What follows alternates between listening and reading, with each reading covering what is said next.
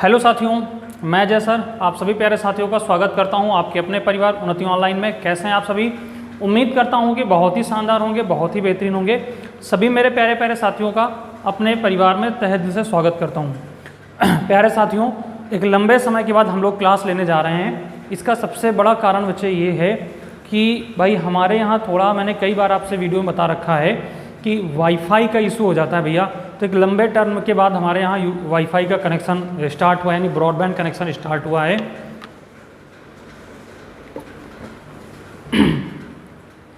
तो अब भैया आपकी रेगुलर क्लासेस शुरू हो गई हैं और थोड़ा हम लोग सेटअप करने में बिजी थे अभी तक कि अपनी एकेडमिक क्लासेस भी भैया शुरू हो चुकी हैं।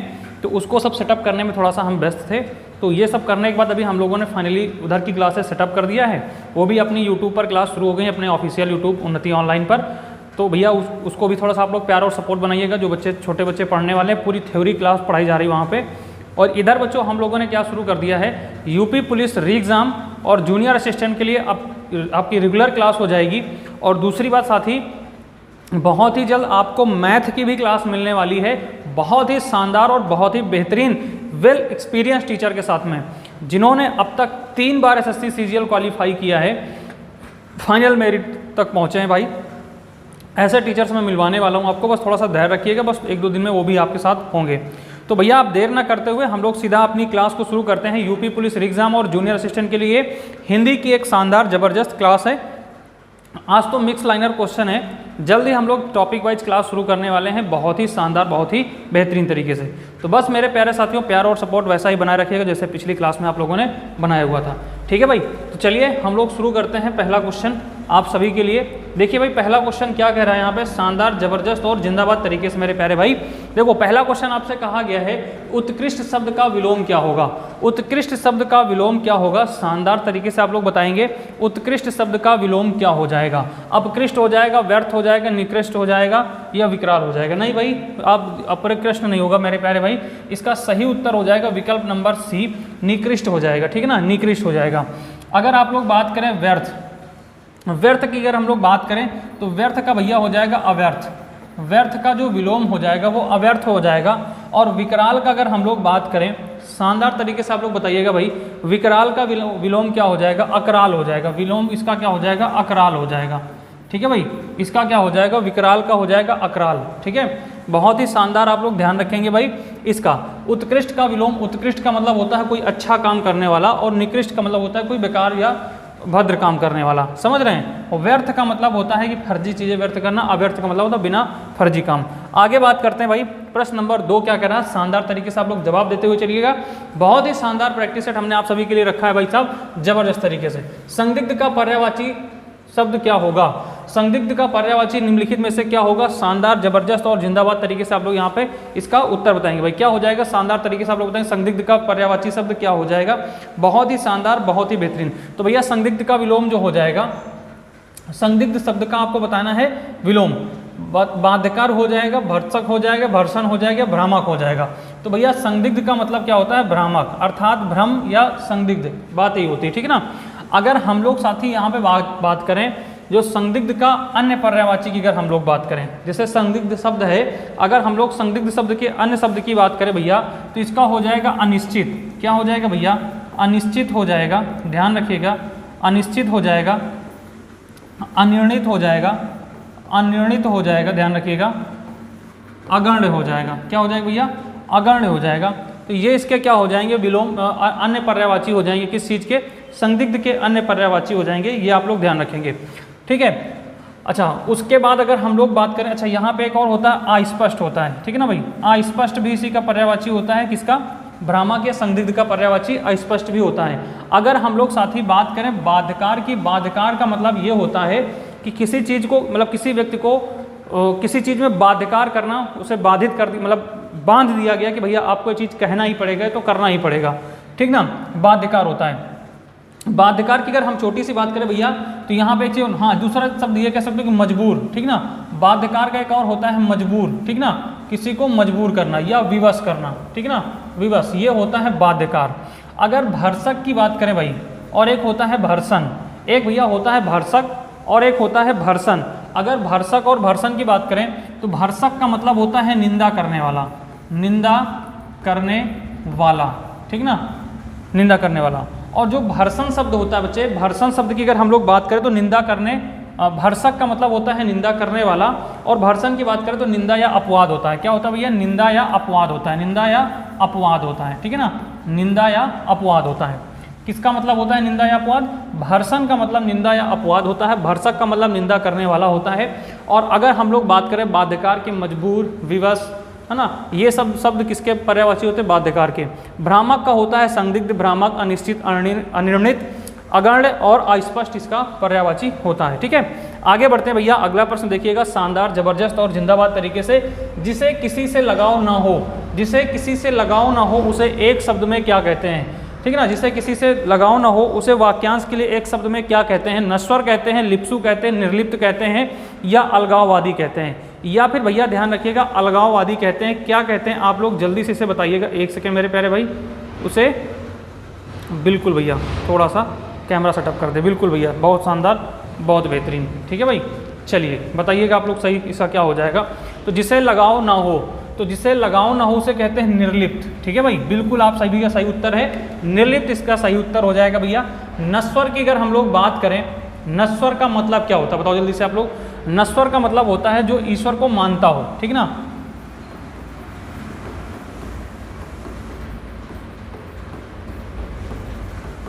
ठीक है। नश्वर का मतलब क्या होता है? जो ईश्वर को मानता हो, ठीक ना, वो क्या हो जाएगा? नश्वर हो जाएगा। और लिप्सु की बात करें, अच्छा एक सेकेंड भाई, सॉरी, नश्वर का मतलब बच्चे होता है नष्ट करने, नष्ट होने वाला। नश्वर वो होता है नास्तिक, है ना, वो होता है नास्तिक, सॉरी, उसका मतलब होता है नास्तिक। नश्वर का मतलब होता है नष्ट होने वाला, ठीक ना, नष्ट होने वाला, सॉरी भाई। उसके बाद लिप्सु की अगर हम लोग बात करें तो किसी चीज में लिप्त होना, ठीक ना, किसी चीज में लिप्त होना क्या कहलाता है? लिप्सु कहलाता है, ठीक ना, लिप्त होना, किसी चीज में लिप्त हो जाना उसे क्या कहते हैं? लिप्सु कहते हैं। समझ रहे ना क्या होता है भाई? लिप्सु कहते हैं। या कह सकते हो कि प्राप्त करने की उत्कृष्ट, प्राप्त करने की, एक सेकेंड मेरे प्यारे भाई, ये कहाँ चला गया? प्राप्त करने की इच्छा रखने वाला, ठीक ना भाई, प्राप्त करने की इच्छा रखने वाला, प्राप्त करने की इच्छा रखने वाले को क्या कहते हैं? प्राप्त करने की इच्छा रखने वाला, ठीक है। उसके बाद अलगाववादी का मतलब होता है बच्चे जहाँ पे अलग होने की बात हो, अलग होना, ठीक है ना, अलगाववादी का मतलब होता है अलग होना, ठीक है भाई। अलगाववादी का मतलब क्या हो जाता है? अलग होना, ठीक। चलिए आगे बढ़ते हैं भैया, अगला प्रश्न देखते हैं, शानदार, जबरदस्त, जिंदाबाद तरीके से। निम्नलिखित में से कौन सा वर्ण संयुक्त स्वर नहीं है? निम्नलिखित में से कौन सा स्वर, कौन सा वर्ण संयुक्त स्वर नहीं है, ये आपको बताना, संयुक्त स्वर बताना है आपको भैया, ठीक ना, संयुक्त स्वर आपको बताना है। बहुत शानदार भाई, बहुत बेहतरीन। देखिएगा अगर आपसे पूछा निम्नलिखित में से कौन सा वर्ण संयुक्त स्वर नहीं है, तो भैया संयुक्त स्वर की बात किया गया है तो इसमें आपका ई, विकल्प नंबर सी हो जाएगा। हाँ बिल्कुल सही, विकल्प नंबर सी अर्थात ई आपका संयुक्त स्वर नहीं होता है। क्यों? क्योंकि भैया ये होता है ना, ये मूल स्वर होता है। ये क्या होता है? ये मूल स्वर होता है। इसे क्या कहते हैं? मूल स्वर कहते हैं। या फिर इसे आप ये भी कहते हो, इसे ह्रास्व स्वर भी कह सकते हो, इसे ह्रास्व स्वर भी कहते हैं। इसे क्या कहते हैं? इसे ह्रास्व स्वर भी कहते हैं। ध्यान रखिएगा, ओ जो होता है ना भैया, ओ, औ और ऐ, ये आपके क्या होते हैं? एक होता है ऐ, ये भी आपका क्या होता है? ये आपके 4 संयुक्त स्वर होते हैं। संयुक्त स्वरों की संख्या कितनी होती है? 4 होती है, ठीक ना, 4 संख्या होती है किसकी? संयुक्त स्वरों की। अगर ओ की बात करें भैया तो आ और ओ से, आ और ऊ से मिलकर के बना होता है आपका ओ। अगर यहाँ भी बात करें साथी तो ये आ और बड़ा ऊ से मिलकर के बना होता है औ। ए की बात करें भैया तो आ और ई से मिलकर के बना होता है ऐ, ठीक है ना। उसके बाद अगर हम लोग बात करें यहाँ पे तो आ और बड़ी ई से मिलकर के बना होता है ऐ। तो ये आपके 4 जो होते हैं ना, ये संयुक्त स्वर होते हैं। बाकी ई, अगर मूल या ह्रास्व स्वर की हम लोग बात करें, मूल या ह्रास्व स्वर की अगर हम लोग बात करें साथी, मूल या ह्रास्व स्वरों की जो संख्या होती है वो 4 होती है। कौन कौन से होते हैं? छोटा आ होता है, छोटी ई होता है, छोटा ऊ होता है, ठीक ना, छोटा ऊ होता है और री होता है। और क्या होता है? री होता है। ये 4 आपके मूल स्वर होते हैं, ठीक ना। एक होता है साथी इसी में आपका दीर्घ स्वर होते हैं, ठीक ना। कौन से होते हैं? दीर्घ स्वर होते हैं। दीर्घ स्वर कौन कौन से होते हैं साथी? तो ध्यान रखिएगा, जो दीर्घ स्वर होते हैं वो आपका होता है बड़ी ई होता है, बड़ा आ होता है, बड़ी ई होता है, बड़ा आ हो गया, बड़ी ई हो गया और बड़ा ऊ हो गया। ठीक है, ये आपके दीर्घ स्वर होते हैं।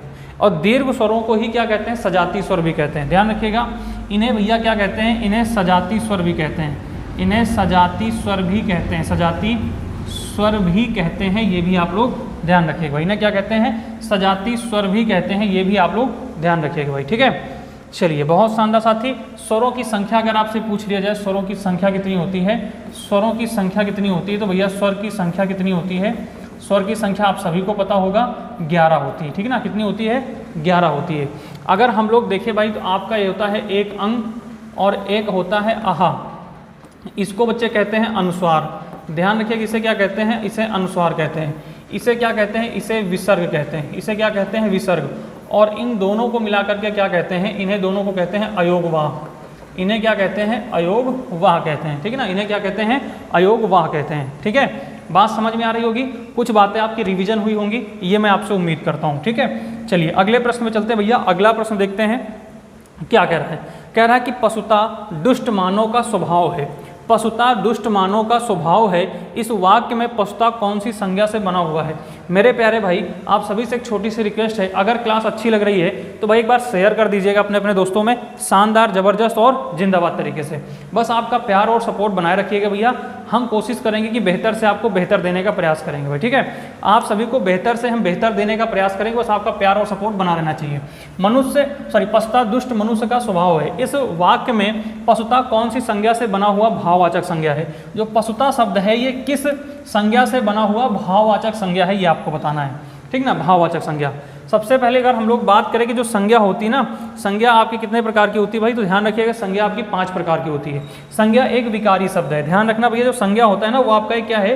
एक विकारी शब्द है। ये भी आप लोग ध्यान रखेंगे। जो संज्ञा है वो आपका एक क्या है? विकारी शब्द है। ठीक है ना, संज्ञा क्या है? आपका विकारी शब्द है, ये आप लोग ध्यान रखेंगे भाई। ठीक है, संज्ञा आपका विकारी शब्द है, ये आप लोग ध्यान रखेंगे अच्छे से।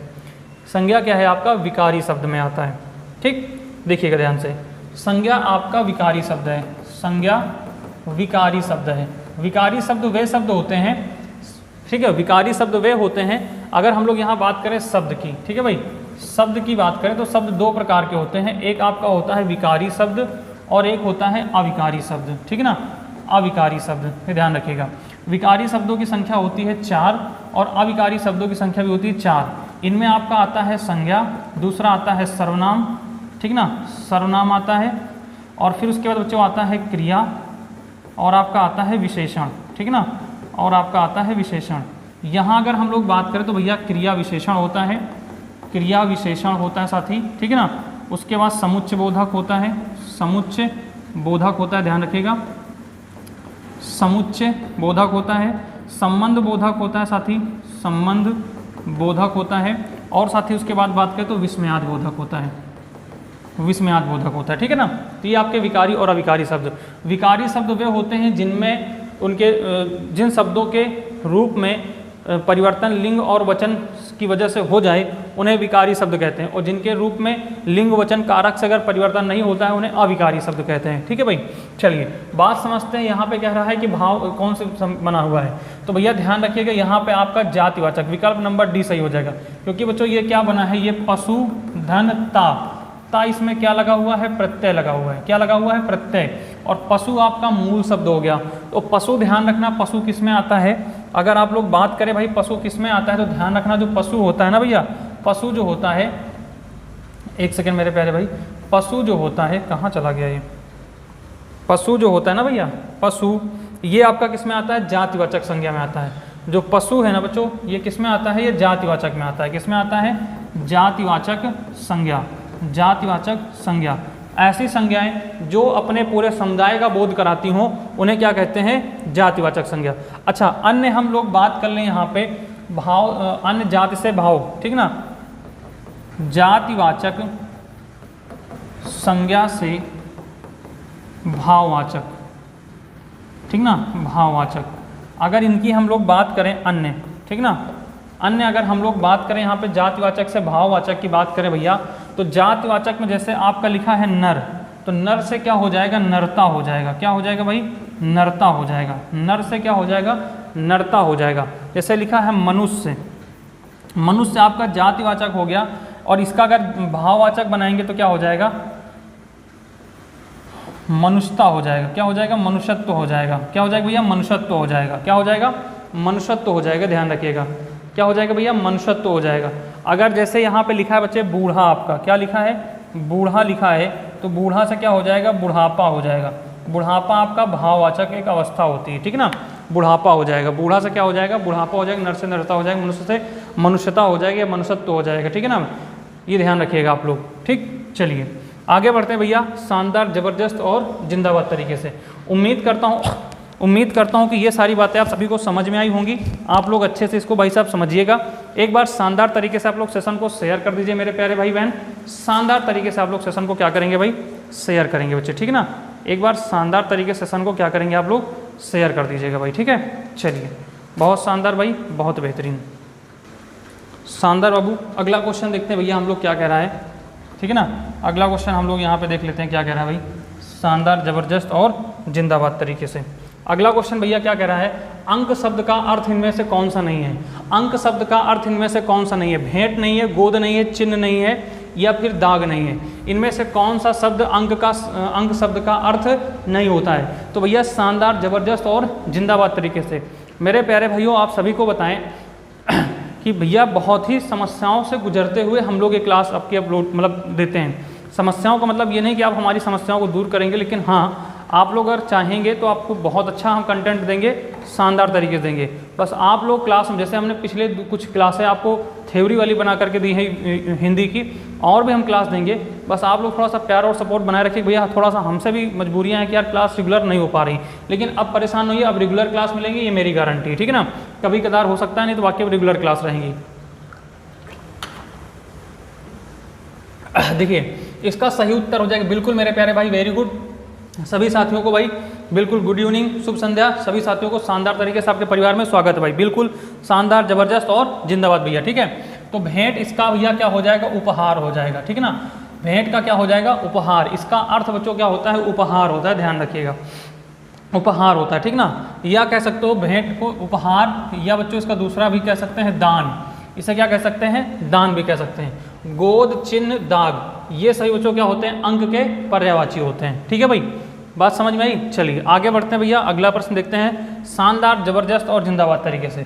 कौन सा शब्द बच्चों इसमें से पुल्लिंग है, कौन सा शब्द इसमें क्या है, पुल्लिंग है। हिंदी में दो ही प्रकार के लिंग होते हैं, एक स्त्रीलिंग होता है और एक पुल्लिंग होता है, ठीक है ना। बताइएगा सभा। जैसे अगर हम देखो स्त्रीलिंग और पुल्लिंग या एक वचन बहुवचन प्रयोग करने मतलब इनका जो है पहचानने का सबसे अच्छा तरीका होता है कि वाक्य प्रयोग करें। पहचान इसकी क्या होती है भैया, वाक्य प्रयोग करना। पहचान बच्चों क्या होती है, वाक्य प्रयोग, ठीक है ना, वाक्य प्रयोग करें, ठीक है। इसकी सबसे अच्छी पहचान होती है कि वाक्य प्रयोग करिए। कोई भी शब्द, जैसे आपका दिया है सभा, अब इसको आप वाक्य प्रयोग क्या करेंगे, सभा का वाक्य प्रयोग क्या करेंगे। जैसे सभा की बैठक हुई, सभा की बैठक मतलब सभा स्थगित हो गई, सभा स्थगित हो गई। तो हो गई अंत में क्रिया कैसी आ रही है, स्त्रीलिंग आ रही है। इसका मतलब ये क्या हो जाएगा, स्त्रीलिंग हो जाएगा। ये क्या हो जाएगा, स्त्रीलिंग हो जाएगा। फिर उसके बाद संसद की बात करें, संसद की बैठक हुई, संसद की बैठक हुई, ये भी क्या हो जाएगा आपका, स्त्रीलिंग हो जाएगा। मंडली, बच्चों की मंडली आ रही है, तो ये भी स्त्रीलिंग। बचा क्या आपका मंडल, मंडल बच्चे आपको क्या हो जाएगा, पुल्लिंग हो जाएगा। बाकी इसमें तीनों क्या हो जाएंगे, स्त्रीलिंग हो जाएंगे, ठीक है। चलिए अगला क्वेश्चन देखते हैं क्या कह रहा है कि निम्नलिखित विकल्पों में से कौन सा विकल्प पुष्प का पर्यायवाची शब्द नहीं है। ये ध्यान रखिएगा, नहीं है। इसमें पूछा गया कि कौन सा पर्यायवाची नहीं है। फूल नहीं है, सुमन नहीं है, कुसुम नहीं है, रमेश नहीं है। इसमें से कौन सा भैया, ध्यान रखिएगा, कौन सा बच्चे जो है पुष्प का पर्यायवाची नहीं है। तो बिल्कुल भैया शानदार तरीके से जरा देखिए आपके सभी के कमेंट क्या आ रहे हैं। बहुत शानदार भाई साहब, बहुत बेहतरीन, शानदार, ज़बरदस्त और जिंदाबाद तरीके से, बिल्कुल। हाँ बिल्कुल भैया, सभी लगभग विकल्प नंबर डी दे रहे हैं। इसका सही उत्तर क्या हो जाएगा, विकल्प नंबर डी, रमेश हो जाएगा। अब रमेश की बात करें भैया तो ध्यान रखिएगा, ये विष्णु की पर्यायवाची होता है। किसकी पर्यायवाची होता है, ये विष्णु जी की पर्यायवाची है। किसकी पर्यायवाची है, विष्णु जी की पर्यायवाची होती है। विष्णु जी की और भी पर्यायवाची क्या होती है, कमलेश होता है भाई। क्या होता है साथी, कमलेश होता है। चक्रपाणी होता है, इनका और क्या होता है, चक्रपाणी होता है, ठीक ना। चक्रधर होता है, चक्रधर होता है, ठीक ना। इनकी और भी पर्यायवाची क्या होती है, चक्रधर होता है। और बच्चे होती हैं जैसे जनार्दन होता है। क्या होता है भैया, जनार्दन होता है, जनार्दन होता है। मुकुंद होता है। क्या होता है साथी? मुकुंद होता है, मुकुंद होता है, ठीक ना। तो ये सब पर्यायवाची किसकी? केशव होता है बच्चे। किस क्या होता है पर्यायवाची इनकी? केशव होता है, ठीक ना। माधव होता है, ठीक ना, केशव होता है, माधव। ये सभी पर्यायवाची किसकी होती है? रमेश की पर्यायवाची होती हैं। ये सभी पर्यायवाची किसकी होती है भैया? रमेश की होती हैं। शानदार, जबरदस्त, जिंदाबाद तरीके से। अच्छा, अगली हम लोग बात करें यहाँ पर भैया क्या हो जाता है? फूल की। तो फूल का बच्चों कुसुम होता है, सुमन होता है, फूल का पुष्प, सुमन, कुसुम, और भी बच्चों इसकी पर्यायवाची होती हैं। मंजरी होता है, ठीक ना। अगर इसकी और भी बात करें, इसकी और अन्य पर्यायवाची मंजरी होता है, ठीक ना। गुलशन होता है साथी, गुलशन होता है, मंजरी होता है। तो ये पर्यायवाची किसकी होती हैं? ये पर्यायवाची होती हैं पुष्प की, ठीक है भाई। ये किसकी पर्यायवाची होती हैं? पुष्प की होती हैं। प्रसून होता है साथी, ध्यान रखिएगा, प्रसून होता है, पुहुप होता है, ठीक ना, पुहुप होता है। ये पर्यायवाची बच्चों किसकी होती हैं? पुष्प की पर्यायवाची होती है। तो इन पर्यायवाचियों को आप लोग ध्यान रखिएगा अच्छे से, शानदार, जबरदस्त, जिंदाबाद तरीके से। एक बार और, रमेश की पर्यायवाची विष्णु, कमलेश, चक्रपाणी, चक्रधर, ये चक्रपाणी, चक्रयाण नहीं, चक्रपाण, चक्रधर, जनार्दन, मुकुंद, केशव, माधव, नारायण। नारायण भी इनकी पर्यायवाची होती है, कहते हैं नारायण, नारायण, नारायण। गोविंद भी इन्हीं की पर्यायवाची होती है भैया, गोविंद भी, गोविंद वल्लभ, ठीक ना, गोविंद, माधव, वल्लभ, ऐसा कुछ करके एक पंक्ति है, याद नहीं आ रहा है, नारायण, ठीक ना, नारायण। ये सब पर्यायवाची किसकी होती है भैया? रमेश की होती हैं। पुष्प की पर्यायवाची की बात करें, मंजरी, गुलशन, प्रसून, पुहुप, फूल, सुमन, कुसुम, ये पर्यायवाची किसकी होती हैं? पुष्प की पर्यायवाची होती हैं। आइए बढ़ते हैं अगले प्रश्न पर। अगला प्रश्न क्या कह रहा है? निम्नलिखित में से कौन सा शब्द दोनों वचनों में समान रहता है? वो हिंदी में वचन दो प्रकार के होते हैं, ध्यान रखिएगा। हिंदी में वचन दो प्रकार के होते हैं, वचन के प्रकार, ठीक ना, हिंदी में वचन दो प्रकार के होते हैं। अरे एक सेकेंड, ये क्या लग गया? हिंदी में जो वचन होते हैं ना बच्चों, हिंदी में वचन दो प्रकार के होते हैं। कितने प्रकार के होते हैं? दो प्रकार के। कौन कौन से होते हैं भैया? ध्यान रखिएगा, एक वचन होता है, आप सभी को पता है, एक वचन, और एक होता है बहुवचन, ठीक ना, एक होता है बहुवचन, ठीक, दो प्रकार के होते हैं। जैसे, लेकिन इसमें से कुछ ऐसे होते हैं जो दोनों वचनों में समान प्रयोग होते हैं। जैसे कथा हो गया भैया, तो ध्यान रखिएगा, इसका बन जाएगा कथाएं, इसका क्या हो जाएगा? कथाएं हो जाएगा, ठीक है। इसका जो बहुवचन बनेगा वो क्या हो जाएगा? कथाएं हो जाएगा, ठीक। लता है भैया, तो इसका हो जाएगा लताएं, ठीक है ना। ये होते हैं आपके अकारांत शब्द में ई लग जाता है, ठीक है ना। कुटी है तो ये है इकारांत शब्द, इसमें इकारांत में क्या हो जाएगा? या लग जाएगा, कुटिया हो जाएगा, ठीक है ना। ये क्या हो जाएगा? कुटिया हो जाएगा, ठीक है भाई, इसका हो जाएगा कुटिया। इसी प्रकार होता है भैया लुटिया, लुटिया। इसी प्रकार होता है बुढ़िया, बुढ़िया, ठीक है ना। यहाँ पे क्या हो जाएगा? यहाँ लग जाएगा, सब में ये यहाँ लग जाएगा, बुढ़िया, लुटिया, ठीक ना।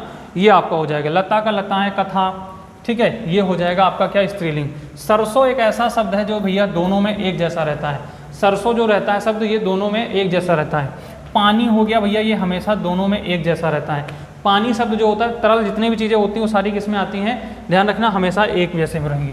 तरल वस्तु में, दोनों में क्या रहता है भैया? ध्यान रखिएगा, तरल, तरल वस्तुएं, ठीक है ना। तरल वस्तुएं जो होती हैं वो दोनों में एक जैसी प्रयोग होती हैं। तरल वस्तुएं दोनों में एक, ठीक ना, तरल वस्तुएं दोनों में क्या रहती हैं? एक जैसी प्रयोग होती हैं, ठीक है। चलिए आगे बढ़ते हैं भैया, अगला प्रश्न देखते हैं। अगला क्या कह रहा है? प्राण, आंसू, हस्ताक्षर, इनकी बात करें भैया, दर्शन, जनता, इन सब की बात करें तो ये हमेशा बहुवचन में प्रयोग होते हैं। किसमें प्रयोग होते हैं? बहुवचन में। अक्षत, ये सब हमेशा बहुवचन में प्रयोग होते हैं। अब अगला शब्द देखें भैया, अगला प्रश्न क्या कह रहा है? अप उपसर्ग से निर्मित शब्द कौन सा है? अप उपसर्ग से निर्मित कौन सा शब्द है? जल्दी से आप लोग बताइएगा, अप उपसर्ग से निर्मित कौन सा शब्द है? जल्दी से आप लोग बताइए भाई साहब। देखिए, अगर यहाँ पे हम लोग बात करें तो इसमें क्या हो जाएगा? अपी, अपी उपसर्ग हो जाएगा, अपि धन धान हो जाएगा। उसके बाद इसमें बात करें तो भैया इसमें भी क्या हो जाएगा? अपि धन तू हो जाएगा प्रत्यय, ठीक है, इसमें तू प्रत्यय हो जाएगा। ये गलत है आपका, एक और दो। इसमें भैया अपकीर्ति हो जाएगा। क्या हो जाएगा? अपकीर्ति हो जाएगा। अपयश हो जाएगा यहाँ पे, और क्या हो जाएगा? अपयश हो जाएगा, ठीक है। अपकीर्ति हो जाएगा, अपयश हो जाएगा, ठीक है। अपमान हो जाएगा साथी, क्या हो जाएगा? अपमान हो जाएगा। ये भी आपका क्या हो जाएगा? अप उपसर्ग से बना हुआ है, अपमान हो जाएगा, ठीक है, ध्यान रखिएगा। आगे बढ़ते हैं, अगला प्रश्न देखते हैं। शानदार, जबरदस्त, जिंदाबाद तरीके से। भैया अगर क्लास पसंद आ रही तनिक भी तो एक बार लाइक का बटन जरूर दबा दीजिएगा, चैनल को सब्सक्राइब कर लीजिएगा। अगर नए हैं तो चैनल को सब्सक्राइब कर लीजिएगा। रेगुलर क्लास मिलती हैं हमारे यहाँ 9 से लेकर के 12 तक की एकेडमिक क्लासें भी इसी चैनल पर free of cost with full theory मिल रही हैं, जिसके लिए बच्चे क्या कहते हैं, पैसा खर्च करते हैं तरह तरह के, और सारी क्लासेस फ्री ऑफ कॉस्ट मिल रही हैं। ठीक है भाई, चलिए निम्न में से अब जल्द ही आपकी इस पर जो आपके लिए यूपी पुलिस री एग्ज़ाम के लिए भैया हम लोग बहुत ही जल्द आपकी मैथ की क्लास लेके आने वाले हैं। बस शानदार तरीके से आप लोग सिस्टम पे बने रहिएगा भाई। ठीक है, चलिए तो बताइए भैया क्या हो जाएगा, शानदार, ज़बरदस्त और जिंदाबाद तरीके से। चलिए बहुत शानदार साथी, बहुत बेहतरीन। चलो अगला क्वेश्चन देखो भाई, तो निम्नलिखित में से शब्द में आयत प्रत्यय लगा करके नवीन शब्द का निर्माण किया जा सकता है। किस शब्द में आयत शब्द लगा करके इसका नवीन शब्द प्राप्त किया जा सकता है? तो देखिए भाई, जो भी लिखा है उन सब में आप आयत लगा के देखिए। रंग में अगर आप आयत प्रत्यय लगाओगे, प्रत्यय हमेशा बाद में लगता है, तो अगर आप प्रत्यय रंग में लगाओगे रंगायत हो जाएगा, गलत हो जाएगा। ठीक ना, रंगत होता है या रंगता होता है, ठीक ना, या रंगना हो सकता है, ना प्रत्यय लगा सकते हो इसमें, रंगना हो जाएगा। ठीक ना, लेकिन ये रंगायत नहीं होगा। इसमें बच्चे लगाएंगे चाहत, ठीक ना, इसमें अत प्रत्यय हो जाएगा, चाहत, आत प्रत्यय हो जाएगा। ठीक ना, तो चाहत हो जाएगा।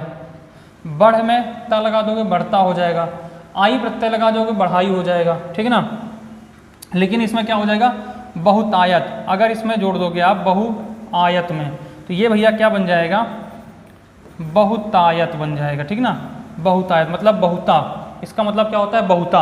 आपका विकल्प नंबर डी इसका सही उत्तर हो जाएगा, बहुता हो जाएगा। ठीक है, चलिए अगला देखते हैं भैया। अगला प्रश्न क्या कह रहा है, प्रश्न नंबर 12, मध्यम पुरुष।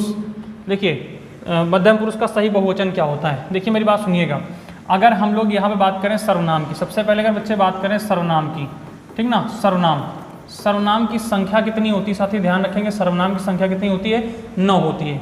सर्वनाम के अगर हम लोग प्रकार की बात करें, कितने होते हैं प्रकार, होते हैं भैया 6। सर्वनाम के प्रकार की बात करें 6, और 6 प्रकार में अगर हम लोग देखें तो पहला होता है पुरुषवाचक सर्वनाम, पुरुषवाचक सर्वनाम होता है। ठीक ना भाई, पुरुषवाचक सर्वनाम होता है। उसके बाद अगर हम लोग बात करें निजवाचक सर्वनाम होता है साथी, क्या होता है, निजवाचक। तीसरा अगर हम लोग बात करें तो निश्चयवाचक सर्वनाम होता है। अगर चौथे की बात करें तो अनिश्चयवाचक सर्वनाम होता है साथी, ठीक ना, अनिश्चयवाचक सर्वनाम होता है। उसके बाद अगर हम लोग बात करें तो भैया यहाँ पे संबंधवाचक सर्वनाम होता है, ठीक ना, संबंधबोधक सर्वनाम होता है। उसके बाद बात करें भैया तो प्रश्नवाचक सर्वनाम होता है, प्रश्नवाचक सर्वनाम होता है।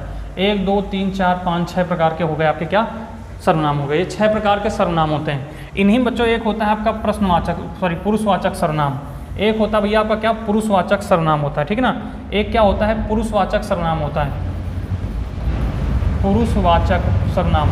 पुरुषवाचक सर्वनाम की अगर हम लोग बात करें तो पुरुषवाचक में 3 चीज़ें होती हैं, एक तो वक्ता होता है, एक श्रोता होता है और एक अन्य होता है। तो पुरुषवाचक सर्वनाम के 3 प्रकार होते हैं, एक होता है उत्तम पुरुष, एक होता है उत्तम पुरुष, एक होता है मध्यम पुरुष और एक होता है अन्य पुरुष।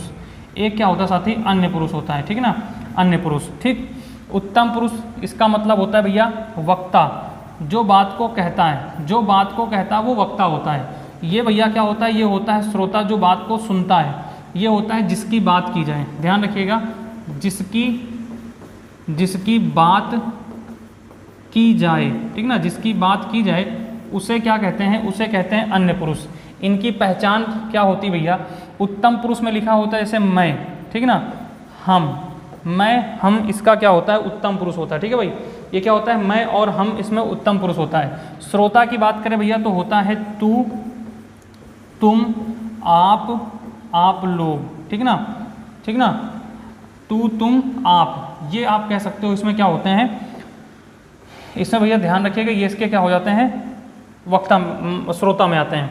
अन्य में बात करें भैया तो अन्य में होता है वह, यह, और इसके लिए बहुवचन जब प्रयोग होते हैं तो वे और ये प्रयोग होते हैं इसके बहुवचन।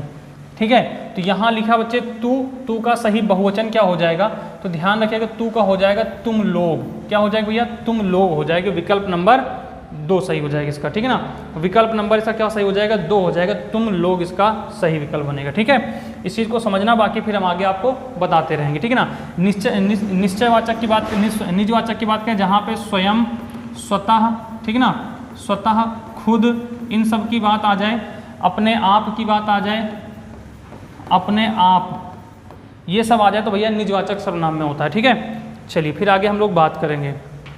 अगला प्रश्न क्या कह रहा है, उच्चारण स्थान के आधार पर धा व्यंजन किस प्रकार का है? उच्चारण के स्थान के आधार पर जो धा व्यंजन है ये किस प्रकार का आता है भैया? तो देखिएगा सबसे पहले यहाँ पे बात करें हम लोग का, ठीक है ना, का, चा, टा, ता, पा, ये 5 वर्ग होते हैं जिनको हम लोग क्या कहते हैं? स्पर्श व्यंजन कहते हैं, ठीक ना। इनको क्या कहते हैं? स्पर्श व्यंजन कहते हैं। क्या कहते हैं भैया?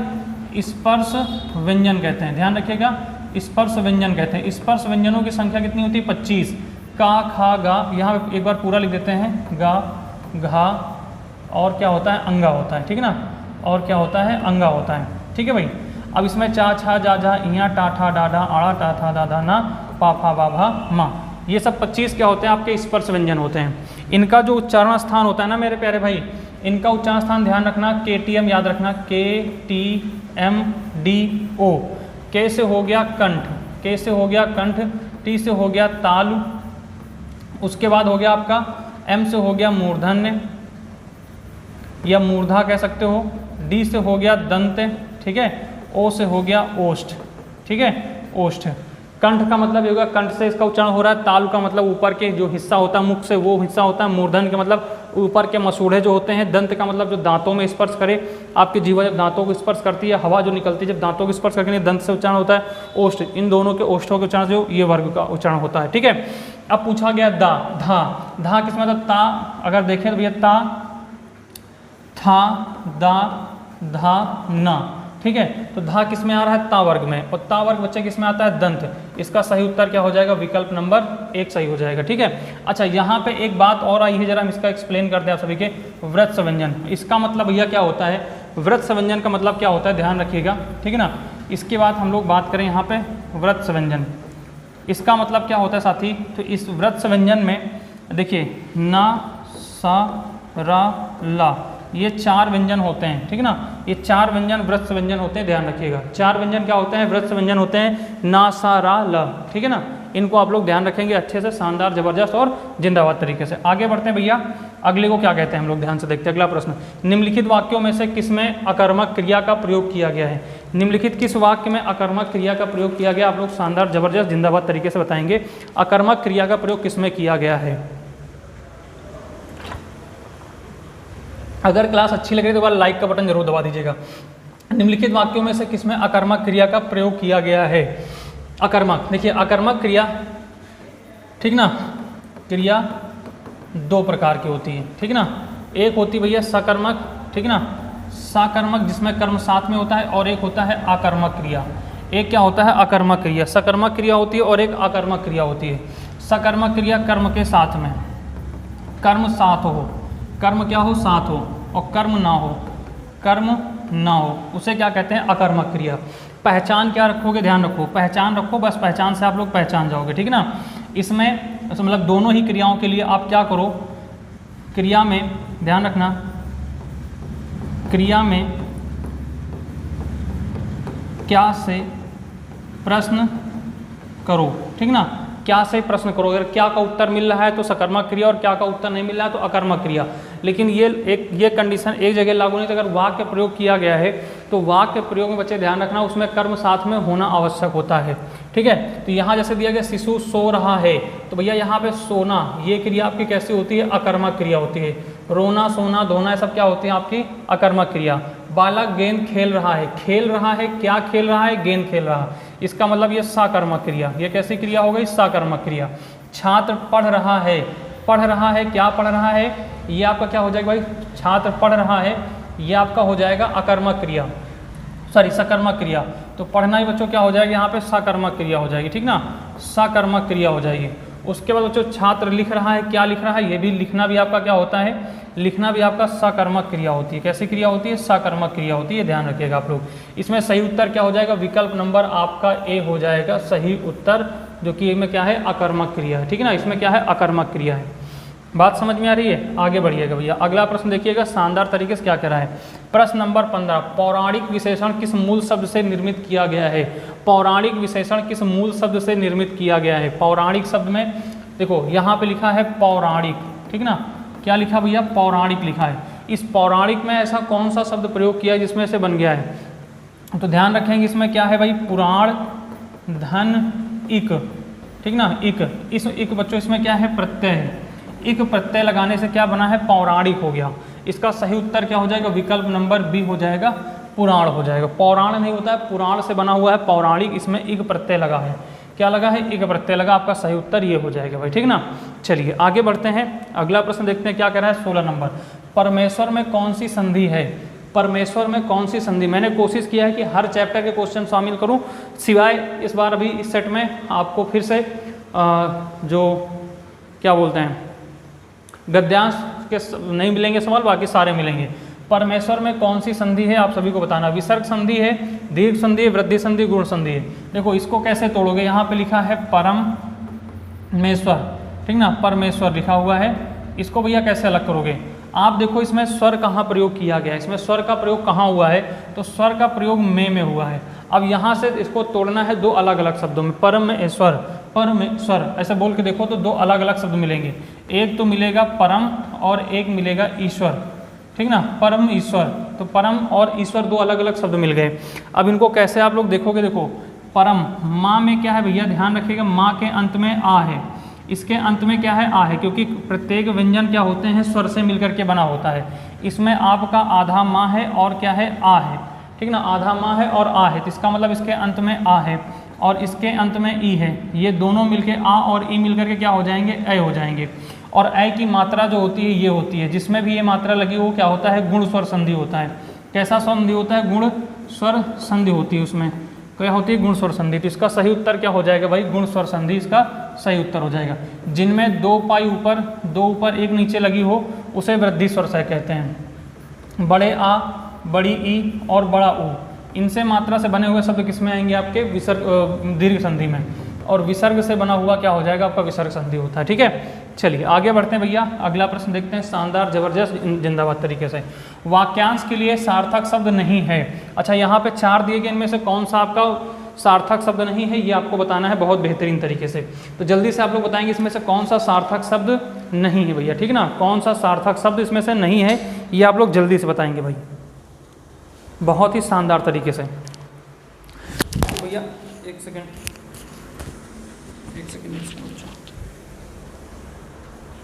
हाँ आपको ज़्यादा डिस्टर्ब ना हो, ठीक है। देखो बात को समझो ध्यान से, वाक्यांश के लिए सार्थक शब्द कौन सा हो जाएगा भैया, ठीक ना। तो बात सुनो, दूत का कार्य दौत्य करता है, सही है आपका, ठीक है ना। यहाँ पे पूछा है कौन सा नहीं है, ये आपको बताना है। हर 15 दिन में होने वाला पाक्षिक होता है, ये भी आपका क्या है, सही है। मोक्ष की इच्छा रखने वाला मुमुक्ष होता है, ये भी आपका क्या है, सही है। दीक्षा देने वाला दीक्षांत नहीं होता है बच्चों, दीक्षा देने वाला दीक्षांत नहीं होता, यही आपका क्या है, गलत है। इसके हिसाब से आपका उत्तर सही हो जाएगा, लेकिन इसका सही उत्तर क्या होता है, दीक्षा देने वाला बच्चों क्या होता है, गुरु होता है। दीक्षा देने वाला क्या होता है, गुरु होता है, इसका ये सही उत्तर हो जाएगा। दीक्षा देने वाला क्या होता है, गुरु होता है, ये आप लोग ध्यान रखेंगे भाई, ठीक ना। दीक्षा देने वाला कौन होता है, गुरु हो रहा है, ठीक। अगर यहीं पे कह दिया जाए दीक्षा लेने वाला, दीक्षा लेने वाला, ये बच्चों होता है आपका क्या, दीक्षांत होता है, ये होता है दीक्षांत, ठीक ना। दीक्षा लेने वाला क्या होता है, दीक्षांत होता है, ये आप लोग ध्यान रखेंगे। अच्छा एक सेकेंड, दीक्षा लेने वाला को क्या कहते हैं, लेने वाला, एक सेकेंड भाई ये भी गलत है, दीक्षांत नहीं होता है, एक सेकेंड। दीक्षा लेने वाला ये बच्चों होता है दीक्षित होता है। दीक्षा लेने वाला क्या होता है, दीक्षित होता है, ठीक है, दीक्षित होता है, ध्यान रखना। और देने वाला क्या होता है, गुरु होता है। दीक्षा देने वाला गुरु होता है, ठीक है। चलिए दीक्षांत का मतलब होता है दीक्षा का अंत हो गया, दीक्षा का क्या हो गया, अंत हो गया, मतलब अब शिक्षा समाप्त हो रही है। चलिए आगे बात करते हैं, अत्यधिक का शुद्ध, अत्यधिक का शुद्ध संधि विच्छेद क्या होगा। एक शब्द लिखा है अत्यधिक, अत्यधिक का संधि विच्छेद क्या होगा, अत्यधिक का संधि विच्छेद क्या होगा, ये आपको बताना है। अत्यधिक का संधि विच्छेद क्या होगा, देखिए भाई, अत्यधिक, थोड़ा रुक के बोल के देखो, अत्यधिक। तो यहाँ पे अगर आप देखोगे तो अति धन अधिक, ये दो शब्द आपको निकल के मिलेंगे, अति और अधिक मिलेंगे। अच्छा अति और अधिक तो मिले, इनको कैसे देखा आपने, यहाँ पे आपको छोटी ई मिली, यहाँ पे क्या मिला, छोटी की मात्रा लगी है और यहाँ पे आ की मात्रा लगी, इन दोनों को जोड़ के और पढ़ो क्या हो जाएगा, इया हो जाएगा। इया क्या हो जाएगा भाई, ये तो या बन गया, एक नया शब्द बन गया, एक नया अक्षर बन गया, जाके एक नया अक्षर बन गया। इधर क्या बचा भाई, धिक, इधर क्या बचा, धिक, और यहाँ आ और आधा ता, क्योंकि ता के साथ में जैसे मान लो यहाँ पे ती लिखा हुआ है और ती में बच्चों क्या है, ता और ई की मात्रा लगी हुई है। ये ई तो यहाँ पे आ गई, तो बच्चा यहाँ पे क्या, आधा ता यहाँ आ जाएगा, आ ऐसे आ जाएगा, ठीक है। अच्छा, दूसरी बात यह हो जाए अति धन अधिक हो जाएगा, विकल्प नंबर इसका बी सही हो जाएगा। अगर आपसे संधि पूछे इसमें कौन सी संधि, तो भैया यहाँ पे आप लोग बताएंगे यण संधि है। कौन सी है, यण संधि बताएंगे आप लोग, ठीक है ना, यण संधि। और जैसे आपका लिखा होता है इत्यादि, इत्यादि लिखा है, इसका भी क्या हो जाएगा, इति धन आदि, इति धन आदि, ऐसे शब्द हो जाएंगे आपके, ठीक है। चलिए आगे बढ़ते हैं भैया, अगला और जबरदस्त प्रश्न देखते हैं क्या कह रहा है। प्रश्न नंबर 19, निम्नलिखित में से कौन सा शब्द अव्ययी भाव समास का सही उदाहरण नहीं है। अव्ययी भाव समास का सही उदाहरण है, नहीं को ध्यान रखना है तो गलत हो जाएगा आपका, ठीक है ना। बिल्कुल मेरे प्यारे भाई, सभी साथियों का भाई शानदार तरीके से स्वागत है, ज़बरदस्त तरीके से आप सभी का अपने परिवार में। बस शानदार तरीके से आप लोग क्या करिएगा भाई, सेशन को शेयर करिएगा। अगर क्लास पसंद आ रही तो भाई एक बार लाइक का बटन जरूर दबा दीजिएगा, और नए हो तो चैनल को सब्सक्राइब कर लीजिएगा। अव्ययी भाव समास का सही संधि विच्छेद। अव्ययी भाव समास, देखिए ध्यान रखिएगा, जिसका प्रथम पद, ठीक ना, प्रथम पद ये जिसे कहते हैं पूर्व पद, प्रथम को क्या कहते हैं, पूर्व पद भी कहते हैं, पूर्व पद। पूर्व पद क्या हो, प्रधान हो, प्रधान हो। इसका प्रथम पद क्या होता है, प्रधान होता है, ठीक है ना। प्रथम पद क्या होता है, प्रधान होता है अव्ययी भाव समास का। जैसे बच्चों इसमें क्या लिखा है, यथेष्ट, अच्छा इसमें नहीं पूछा गया ना, यथेष्ट ये भी आपका है, यथाकर्म ये भी है, पल पल ये भी आपका है, ठीक ना। विद्यार्थी नहीं है, क्योंकि भैया इसमें दो शब्द हैं आपके, एक तो क्या है आपका विद्या और दूसरा है बच्चे अर्थी, ठीक ना, विद्याधन अर्थी लिखा हुआ है, ठीक है, विद्याधन अर्थी। तो इसमें क्या हो जाएगा, ये दोनों छोटा बड़ा आ और बड़ा छोटा आ मिल करके क्या हो जाएंगे, बड़ा आ हो जाएंगे, क्या बनेंगे, बड़ा आ। अर्थात इसमें कौन सी संधि है, दीर्घ स्वर संधि है, सॉरी इसमें आपका हो जाएगा विद्यार्थी, विद्या के लिए अर्थी, विद्यार्थी। ये तो संधि की बात हो गई ना। अगर समास की भैया बात करें यहाँ पे, ठीक ना, तो यहाँ संधि होगा, ध्यान रखिएगा भाई, ठीक ना, यहाँ पे क्या होगा, संधि होगा। अगर देखें भैया तो ये हो जाएगा, देखो विद्या, इसका बनता है विद्या का अर्थी। अगर देखो ये तो संधि की मैंने बात किया, अगर हम समास की बात करें तो समास में ही बनेगा जाके विद्या का अर्थी। और अर्थी का मतलब बच्चों क्या होता है, यहाँ पे ध्यान रखना, इसका मतलब यहाँ पे क्या होता है, इच्छा होती है। अर्थी का मतलब क्या होता है, इच्छा होता है, वो वाली अर्थी नहीं होती है। यहाँ पे क्या होता है, इच्छा होती है। अर्थी का मतलब इच्छा, विद्या की इच्छा रखने वाला विद्यार्थी होता है, ठीक है ना। और जब यहाँ पे का लग गया तो ध्यान रखिएगा, संबंध तत्पुरुष समास हो जाएगा। क्या हो जाएगा, संबंध तत्पुरुष समास हो जाएगा, संबंध तत्पुरुष समास हो जाएगा, तत्पुरुष समास हो जाएगा, ठीक ना, संबंध तत्पुरुष समास हो जाएगा। इसमें ध्यान रखिएगा कैसा हो जाएगा, संबंध तत्पुरुष समास हो जाएगा, ठीक है। बात समझ में आई। चलिए आगे बढ़ते हैं। जैसे यहाँ पे ध्यान दीजिएगा, जैसे आपने कहा सर पल पल कैसे हो जाए, पल पल में ध्यान रखना, धीरे धीरे लिखा हो, धीरे धीरे, ये भी आपका क्या होता है भैया, अव्ययी भाव समास का उदाहरण होता है। जहाँ पे शब्द पुनर्व्यक्ति हो जाए वहाँ पे क्या होता है, अव्ययी भाव समास होता है, ठीक है। मनचाहा शब्द में निम्नलिखित में से कौन सा समास है, मनचाहा शब्द में निम्नलिखित में से कौन सा समास है, ये आप लोग बताइएगा। मनचाहा शब्द में कौन सा समास है, ठीक है ना भाई, मनचाहा। तो ध्यान रखिए, जैसे आपका लिखा है मनचाहा, तो भैया इसका जो समास विग्रह बनेगा, सबसे पहले तो विग्रह सही होना चाहिए। अगर विग्रह सही है तब तो सब कुछ सही है, ठीक है ना। तो क्या हो जाएगा यहाँ पे, मन से चाहा, मन से चाहा। और भैया जो से, ये आपका क्या होता है, ये कारक चिन्ह होता है। ध्यान रखिएगा क्या होता है, कारक चिन्ह होता है। जिनमें कारक चिन्ह है उन्हें क्या कहते हैं, उन्हें वो सब तत्पुरुष समास में आते हैं। ध्यान रखिएगा, मन से चाहा तत्पुरुष समास हो जाएगा, ठीक है ना। अगर इसमें देखा जाए तो भैया इसमें क्या हो जाएगा, कर्ण तत्पुरुष समास हो जाएगा, ठीक है ना। मन